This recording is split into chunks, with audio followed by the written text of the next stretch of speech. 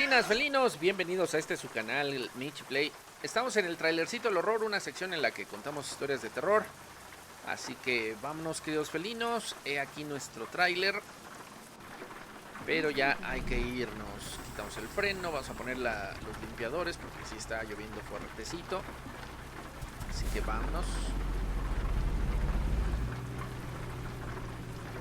Si ven ustedes que todavía hay sol, a pesar de que son las 8:49, casi 9 de la noche, es porque estamos pegaditos a la frontera con Canadá. Aquí oscurece un poquito más tarde, pero eso es cuestión de la forma en la que se llevan los usos horarios. Así que no pasa nada. Así es en la vida real. Que por cierto, esto comprueba que la Tierra es redonda. Pero en fin, esa es otra cosa. Felinos, me quito. El contexto de esta historia, que ya ustedes pudieron ver el título por ahí. El contexto de esta historia nos pinta un lugar y fecha específicos. Nos vamos a situar en el Japón de los años 40, más en específicos en 1945, por lo que es necesario que en el contexto de esta historia hablemos sobre una de las tragedias más grandes, un genocidio. ¿Cuál tragedia? Eso no fue tragedia. Tragedia que explote un volcán y que no te avise. Tragedia que llegue un huracán o un sismo y que no te puedas ni refugiar. Esa es una tragedia. Lo que hubo acá fue un genocidio a todas luces. Y lo hizo uno de los países que ofrecen libertad. Entonces, estas personas dijeron, ¿quieres libertad? Ahí está tu libertad. Dos cuetones llamados hombre gordo y niño pequeño fueron los que llevaron la libertad a un pueblo oprimido llamado el Imperio del Sol Naciente, oprimidos por su emperador Hirohito. Pero bueno, ese es otro tema más de política, más de otra cosa. Sin embargo, la historia nos coloca aquí, justo en esta época en la que esta tragedia sucedió. Y es que, al igual que en tiempos modernos, así como hoy podemos ver que en redes sociales se pelean los que apoyan al PRI y al PAN, y los que apoyan al partido de Morena, que son dos partidos en oposición en México, así como nosotros podemos ver cómo se agarran del moco. También en Japón había una ideología similar entre los que apoyaban al emperador Hirohito y los que no lo apoyaban, los que eran opositores a este imperio. Porque sí, Japón tiene muchas culpas, históricamente hablando, sobre todo contra China. Pero es que no todos los japoneses estaban en contra, o más bien, estaban a favor de la guerra. Muchos estaban contra el emperador.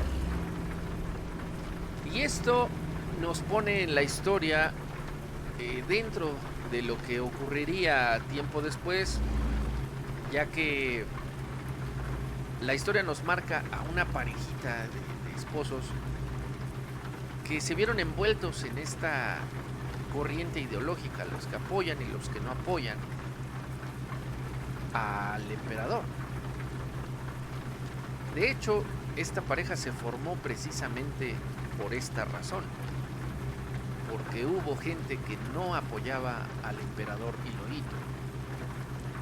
En fin, la historia nos marca que tenemos dos protagonistas.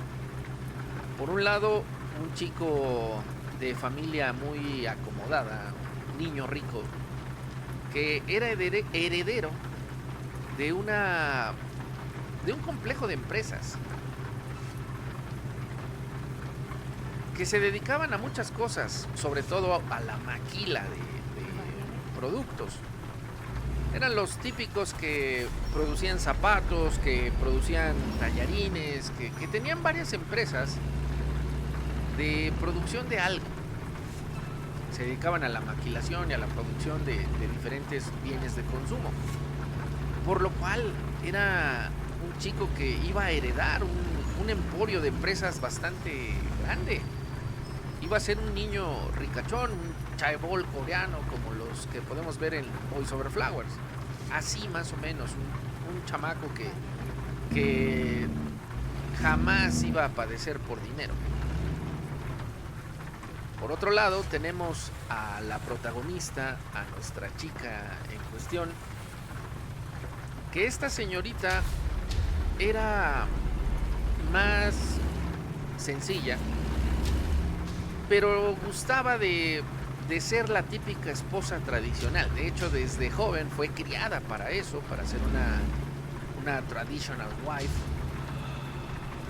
Y esta chica gustaba de soñar con tener un esposo al cual le pudiera cocinar, con tener un esposo con el cual pudiera pasar el tiempo, un tiempo de calidad de marido y mujer, y que ella pudiese encargarse de un hogar. Ese era su sueño, ser ama de casa. Un sueño bastante respetable que hoy en día pues la mayoría de jovencitas no desea, no quiere, pero que en 1945 era algo que les gustaría ser, tener y desarrollar. Por lo que esta chica pues no estaba tan ida de la ideología de aquella época. Y es que hablando de ideología, resulta que el padre del chico, cuando empezó todo esto de la guerra por ahí de 1943, este señor estaba en contra del emperador. Este señor decía abiertamente odiar al emperador. Y lo decía con una fuerza, con un odio que incluso a veces molestaba a otras personas. Porque al igual que hoy en día lo podemos ver contra los que aman a López Obrador y los que aman a Peña Nieto, así en aquella época había gente que sin razón te odiaba nada más porque pertenecías a un partido político o porque pertenecías a una corriente política diferente a la tuya. Así nacían estos odios. Y este señor, al hablar mal del emperador, se llevaba bastantes problemas. Un día este señor estaba en una reunión de gente importante de la ciudad y el señor se puso a hablar del emperador. Se puso a decir toda la sarta de cosas que este señor hacía, que muchas de ellas no eran mentira. El emperador ordenaba incluso genocidios en contra de otras personas, por ejemplo en China. Y básicamente, felinos, este señor llamó la atención de varios en el lugar donde estaban, al grado en el que empezó a hacerse de palabras con una de las personas que estaban ahí, otro hombre que era súper fan del emperador y que prácticamente lo adoraba. A final de cuentas, felinos, estos estaban a punto de llegar a los golpes cuando la multitud obviamente los separa. A quienes estaban a favor del hombre, del padre de nuestro protagonista, pues obviamente le decían que tuviera calma, que el otro no tenía razón para defender al emperador, pero había gente que defendía al emperador y que le decía, güey, no te pelees con él, no vale la pena. Total que terminaron separándolos. Pero aquel hombre le dijo, tu descendencia va a terminar aquí. Jamás vas a tener hijos, jamás vas a tener una descendencia que lleve tu apellido más allá de esta época. Aquí te vas a quedar. Por tu forma de pensar, por tu forma de ser, yo te voy a maldecir, te voy a dejar sin una descendencia fija. Vas a quedar perdido. tu apellido va a quedar olvidado. Y todo lo que tú eres ahora y todo lo que tus hijos podrían ser se va a perder.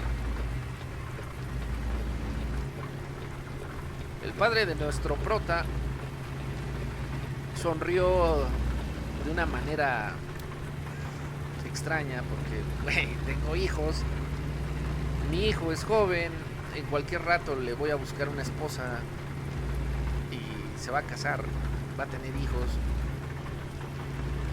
así que tu maldición me la paso por el arco del triunfo. Y de hecho llegó a su casa con ese propósito, con el propósito de hablar con su esposa y con su hijo y decirle, ¿sabes qué, canijo?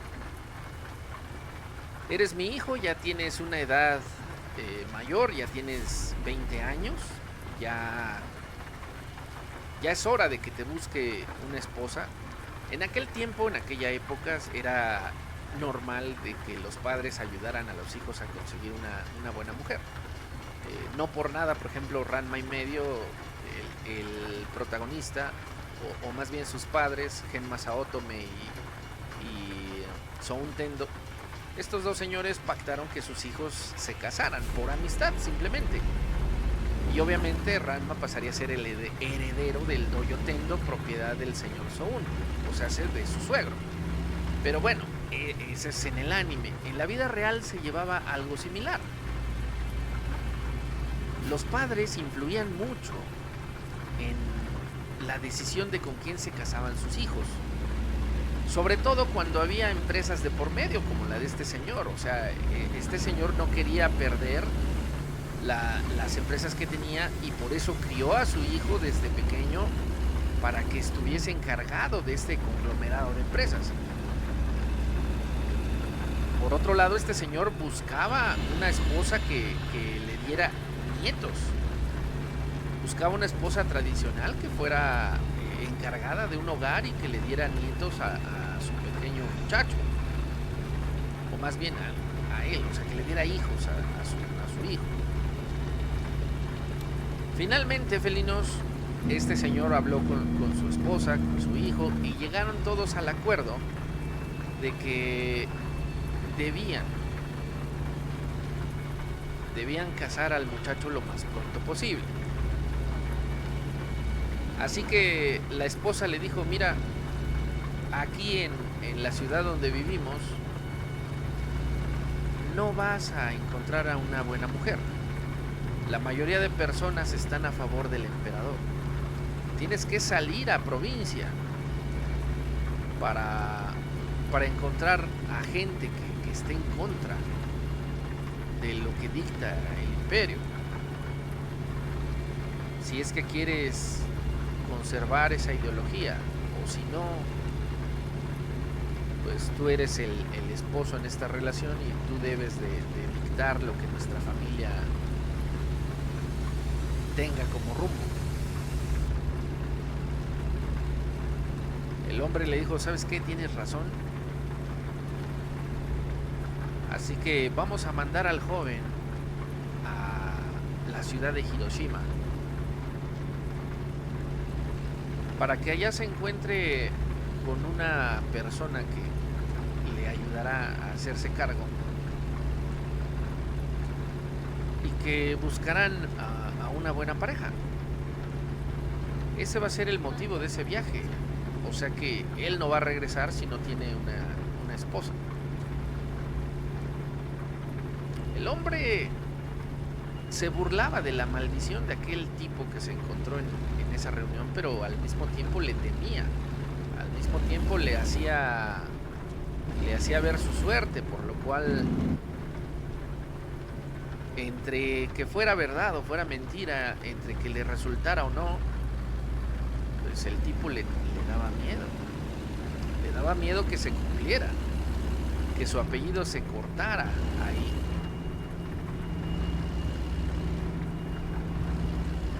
Por lo cual no dudó en mandar a su hijo ya en Fa. Y así fue el viaje. Por otro lado, la protagonista, nuestra chica en cuestión, Ella vivía en una aldea alejada. Sus padres la habían criado como una esposa tradicional para que ella, cuando tuviera edad, encontrase un esposo de dinero que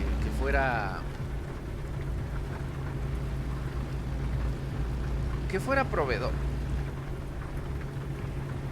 Por lo cual, bueno, ella también tenía esa ilusión de ser la ama de casa. Sin embargo, la guerra le arrebató todos sus sueños, la guerra le arrebató todas sus esperanzas, todas sus ilusiones, porque justo un año antes de que todo esto comenzara, justo un año antes de que se encontrara con el que sería su esposo, mataron a sus padres, por lo cual la chica quedó huérfana y su única pariente viva era una tía solterona que vivía en la ciudad de Hiroshima. Cuando se entera de la muerte de sus familiares, la tía le dice, bueno, pues yo me haré cargo de ti, tú no te preocupes. Pero la tía de inmediato dijo, bueno, yo tengo una vida de soltería, a mí no me gusta eso de casarme, de tener hijos, yo estoy esperando a un hombre que valga la pena. Yo no me voy a ir con cualquiera, aquí puro anciano. Pero tal vez esta chica no le importe. Tal vez a esta señorita no le importe casarse con un viejo.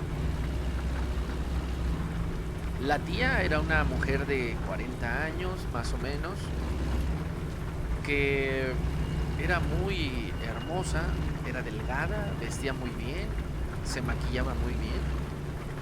Incluso con un estilo muy occidental, con faldas arriba de la rodilla y blusas de seda que le hacían resaltar muy bien sus atributos. Y con el maquillaje que usaba, o el estilo de maquillaje que usaba, pues se veía bastante hermosa. Sin embargo, muchos galanes que la pretendían eran hombres maduros, eran hombres de 50 años, de 60 años, y obviamente ella los rechazaba. Ella estaba esperando a alguien más diferente, a un hombre guapo, sencillo, proveedor, pero más que nada con un físico que a ella le gustase, porque bien o mal sus pretendientes no eran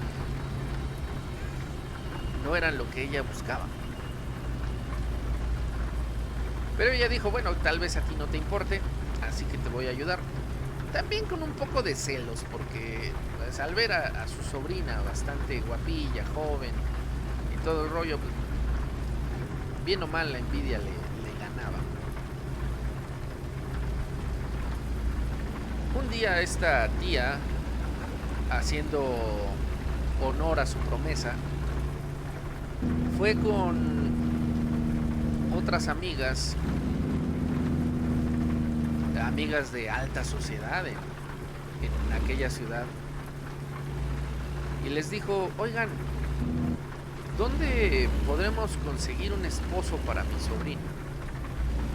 Pensando en que las amigas le recomendarían a un tipo ya maduro de unos 40, 50 años, dueño de alguna empresa, que simplemente se haga cargo de la chica.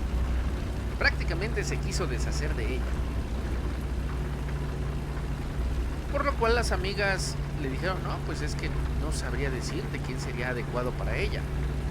Sin embargo, una de esas amigas le dijo, ¿qué crees? Que mi esposo está a cargo de un joven que es un heredero de empresarios en Kioto, y tiene empresas en Osaka y algunas otras partes, por lo cual es un chico con buenos recursos. Tu sobrina no tendría carencias en dinero. Y por otro lado, al chico también le urge casarse. Mi esposo dice que los padres de este muchacho se pusieron de acuerdo para casarlo lo más pronto posible, por lo cual también le urge el matrimonio. En ese caso, queridos felinos, la dama en cuestión le dijo, bueno, no hay problema, entonces vamos a presentarlos. Y acordaron que habría una cena en donde ellos se conocerían, en donde se presentarían ya formalmente para arreglar un matrimonio. Obviamente esta señorita, la tía Madura, jamás imaginó que al conocer a este muchacho, la envidia le correría las tripas. Porque ella pensaba que iba a ser el hijo de un empresario X que por mucho dinero que tuviera, pues iba a ser un tipo feo, gordo, un chamaco heredero que sería un completo idiota, que su única virtud es lo que su padre le dejó como herencia, más no el joven galante que llegó, un tipo bien educado, alto, guapo, con una buena figura, incluso trabajado. O sea, el tipo se veía que se ejercitaba y tenía buena condición física. Cuando la tía Madura lo vio, se le cayó la cara de la envidia, porque pensó que su sobrina tenía una maldita suerte que ella jamás tendría. Incluso en su mente llegó a pensar que, güey, ¿por qué a mí no me tocan estas cosas? ¿Por qué a mí esta suerte no me llega? Toda la vida buscando un hombre así, y tiene que ser un tipo 20 años más joven. Pero después de todo ella no se sentía vieja, a sus 40 años se veía muy bien. E incluso muchos jovencitos la pretendían, pero te repito, eran hijos o nietos de algún millonario, y ella los trataba como si fueran tontos, porque pues realmente lo eran. Pero al ver que este joven era galante, buen conversador y sobre todo guapo, pues obviamente renegaba de su suerte.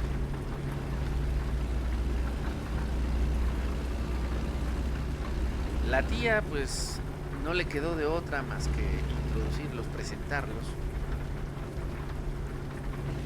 y aguantarse los celos, aguantarse la envidia.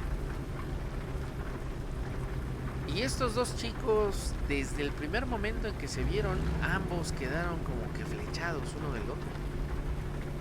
Su amor fue bastante peculiar. De inmediato sintieron esa química, esa atracción, y incluso tenían gustos similares en cuanto a música, en cuanto a política, en cuanto a muchas cosas. Parecían estar hechos el uno para el otro. Y la tía se remordía los labios porque, güey, qué suerte tiene la maldita sobrina.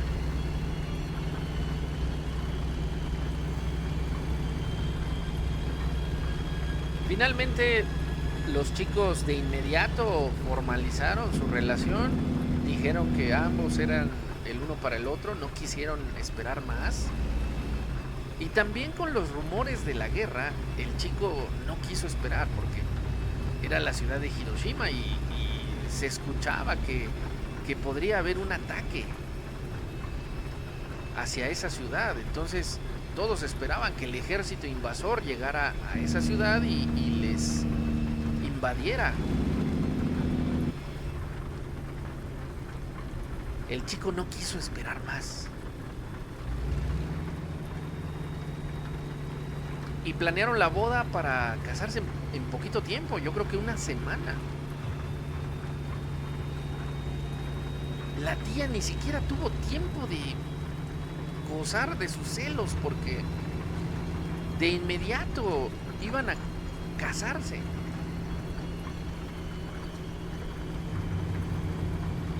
Imagínense los berrinches que la tía hacía en privado, lamentándose de que ella estaba años, décadas buscando una pareja para sí misma, un hombre ideal, años, y esta sobrina en menos de 15 días lo logra. Imagínense el odio que empezó a agarrarle. Le tenía un odio abrumador.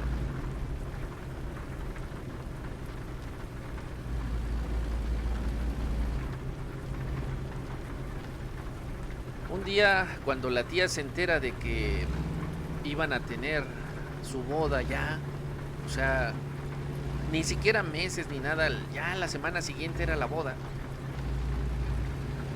Cuando se entera de esto,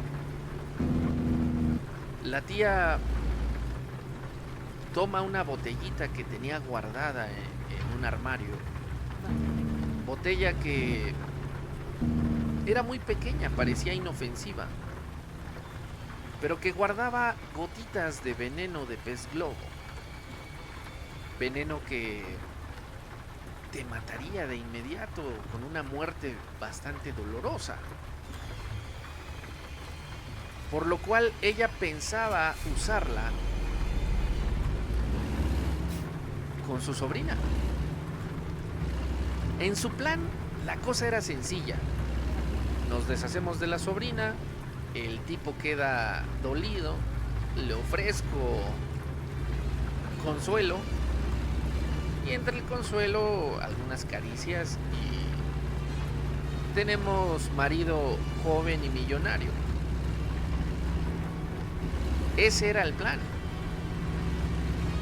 Así estaba en su cabeza, en su mente.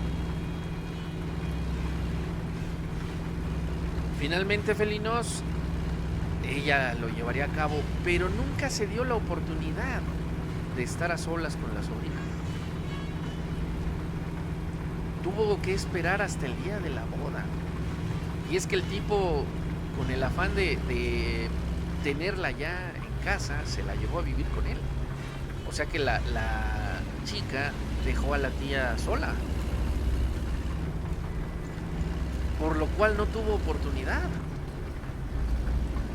Pero el día de la boda, justo después de que el juez declarara que ahora eran marido y mujer, inmediatamente después de eso, la tía se acercó con una copa en donde había servido unas cuantas gotas de ese líquido extraño y le dijo a la sobrina: toma, brindemos.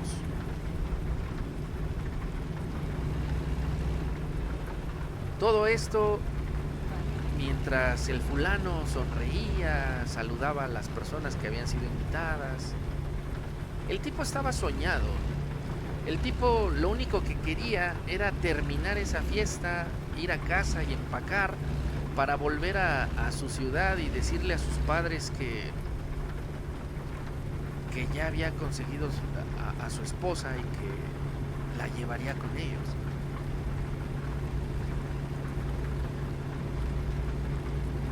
Sin embargo, como si fuera una película, el tipo en ese momento recibe una llamada anunciándole que sus padres están muriendo, que la guerra los alcanzó y que desgraciadamente están mal. Si ustedes han visto La tumba de las luciérnagas, si ya viste esa película, entonces sabrás cómo terminó aquella ciudad donde vivían los padres de este muchacho. Padres que pues prácticamente murieron rostizados, en agonía por el dolor. Al tiempo en el que él recibía la noticia, la esposa, la mujer, su mujer, comenzaba a toser y empezó a sangrar con los ojos o por los ojos. Empezó a sangrar por los oídos también y empezó a vomitar sangre. Tan desesperado fue y tan repentino fue que muchas personas fueron salpicadas por la sangre de esta chica que empezó a arrojarla de manera cruel.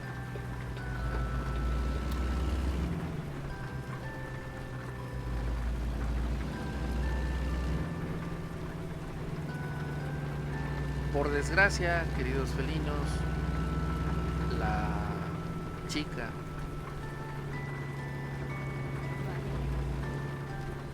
la chica muere el día de su boda.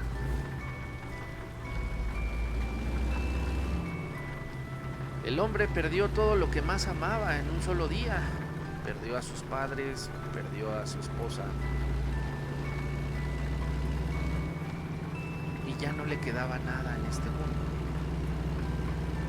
Lo más seguro es que también haya perdido sus negocios, puesto que la ciudad donde estaban sus padres había quedado arrasada entre las llamas.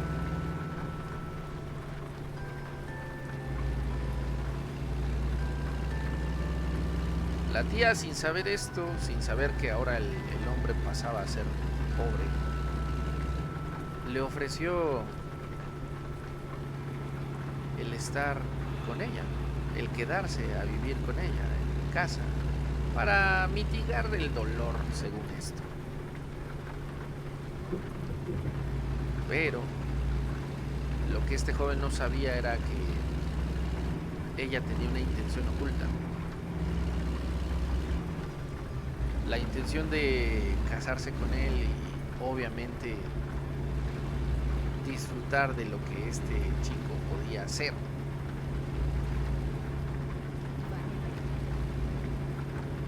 Pero, queridos felinos, esto no sucedió así.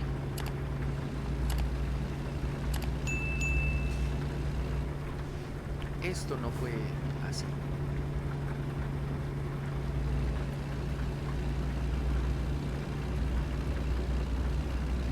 El chico aceptó vivir con ella y de hecho estuvieron juntos unos días. Él estaba demasiado triste y le decía a ella que pues extrañaba a su mujer. Y ella le decía, bueno, no tienes nada que extrañar. Si buscas una mujer, yo estoy aquí para darte ese consuelo. Y de hecho el joven había aceptado.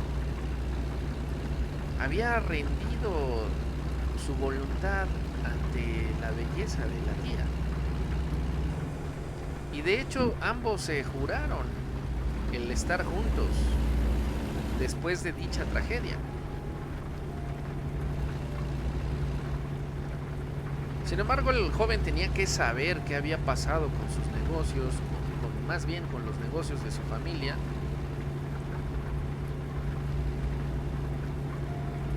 Y le pidió a ella que por favor lo acompañase. Viajarían juntos hasta la ciudad donde él vivió y verían cómo estaba la situación. Pero ella le dijo que no, que tenía más cosas por hacer, puesto que se escuchaban rumores de un ataque contra la ciudad de Hiroshima. Y obviamente ella tenía que vender esa casa para que juntos se fueran a vivir a otro lugar. Obviamente ella lo que quería era huir de la sociedad que la juzgaba por haberle robado el marido a la sobrina. Entonces ella decía, bueno, vendo esta casa, nos vamos juntos y vivimos en otra ciudad. una ciudad donde nadie nos conozca y podamos vivir tranquilos. Ese era el plan ahora. Por lo cual él viajó hasta la ciudad donde estaban sus padres y ella se quedó. El 6 de agosto de 1945, a las 8:15 de la mañana, mientras la tía estaba tomando un desayuno en el jardín de su casa, Little Boy fue soltado y arrasó con la ciudad. Cientos de miles de personas perecieron ese día. Cientos de miles fueron masacrados. Mientras la tía, vestía de novia, y miraba todo desde el jardín, desde la terraza de su casa, que quedaba un poquito lejos del centro, por lo cual no pereció en el cuetón. Pero sí fue afectada por la ola de calor. Ola de calor que quemó su piel de inmediato y su vestido de novia que ella usaba con orgullo por haberse casado con un hombre joven, guapo. Todo eso se le quemaba al calor de las flamas que venían de la explosión.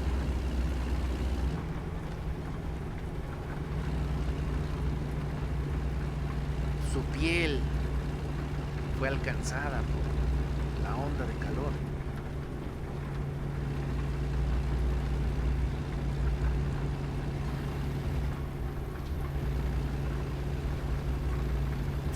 La mujer pasó unos días en el hospital, obviamente curándose de las quemaduras que recibió. Quedó deformada de su rostro y gran parte del cuerpo. Pero aún así, ella quería continuar con su plan.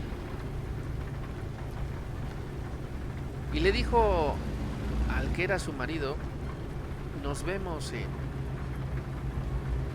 Nagasaki. El marido recibió el telegrama y, sin saber que su esposa ya estaba con quemaduras amplias, partió rumbo a esa ciudad. La mujer no permaneció mucho tiempo en el hospital. Ella quería encontrarse con su marido, nada se lo iba a arrebatar, y quería consumar la relación lo más rápido posible para embarazarse lo más rápido posible y vivir juntos en paz. Ya ni siquiera le importaba que su belleza se había calcinado en la explosión. Ella sabía que aquel hombre le juró amor y obviamente estarían juntos.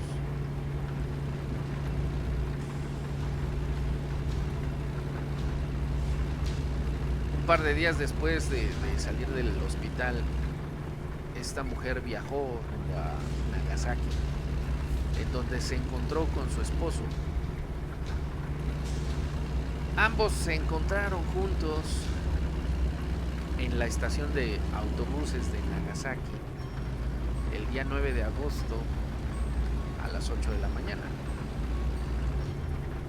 Desayunaron juntos, el hombre miró sus heridas y al saber que ya no tenía a nadie más en este mundo más que ella, le dijo: no te preocupes, no me importa cómo estés, no me importa tu apariencia física siempre y cuando estés conmigo, porque no tengo a nadie y tú tampoco tienes a nadie y solo nos tenemos a nosotros. El amor nacerá en algún momento y tendremos una vida juntos. En la ciudad donde yo vivo se quemaron muchos de los negocios, pero hay otras ciudades donde permanecen. Podemos vivir con eso, podemos seguir teniendo una vida tranquila. ella le dijo, pero es que yo quisiera embarazarme pronto, ya no tengo edad para aguantar más. Y él le dijo, claro, si ese es tu deseo, lo cumpliré. Yo también deseo tener una familia. Y no me importa que seas 20 años mayor que yo. Lo que importa es que estemos juntos, pero por ahora necesito que sanes tus heridas. 9 de agosto de 1945, ellos dejan la terminal de autobuses para dirigirse hacia el centro de la ciudad, en donde se encontrarían con un agente de bienes raíces que les ayudaría a conseguir una casa a las afueras de la ciudad, y que esa casa sería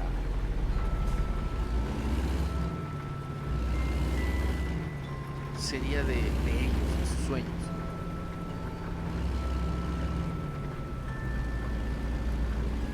Diez de la mañana ya estaban encontrándose con aquel fulano. El chico, sin pensarlo dos veces, le dijo, mira,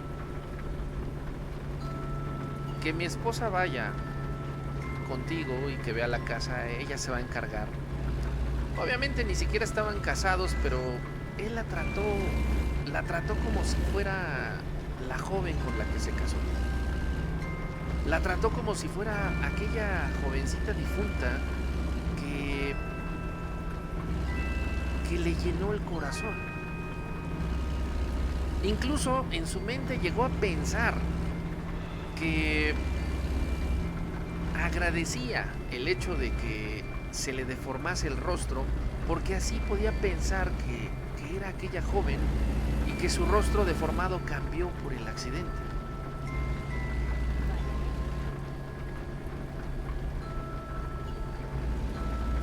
Porque en su mente pensó que la única forma de amar a otra mujer era poniéndole el rostro de aquella en su memoria. Así que le dijo, ve con mi esposa, vayan a ver la casa, mientras yo acudo al banco a sacar el dinero correspondiente para poderte pagar. La queremos de inmediato, no queremos esperar más. Ve con ella y esté como esté esa casa, no me importa. Esté como esté, quédate que se quede con ella. La mujer y el hombre viajaron rumbo a las afueras de la ciudad, mientras que él se quedó en el centro, en el banco, esperando ser atendido. Sin saber que a las 11:02 de la mañana, Fatman sería detonada sobre la ciudad. El hombre murió instantáneamente en el banco, esperando el dinero para su casa. Y aquella mujer recibió otra ola de calor sobre su cuerpo que la deformó horriblemente.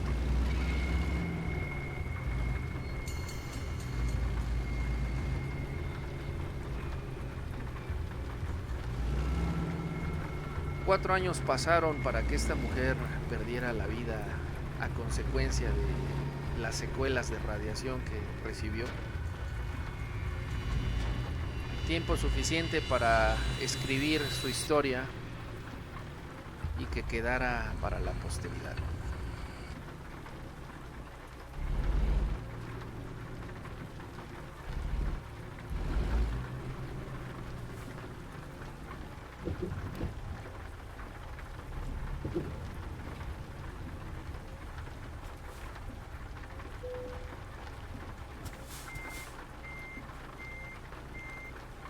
En fin, queridos felinos y felinas, hasta aquí la historia.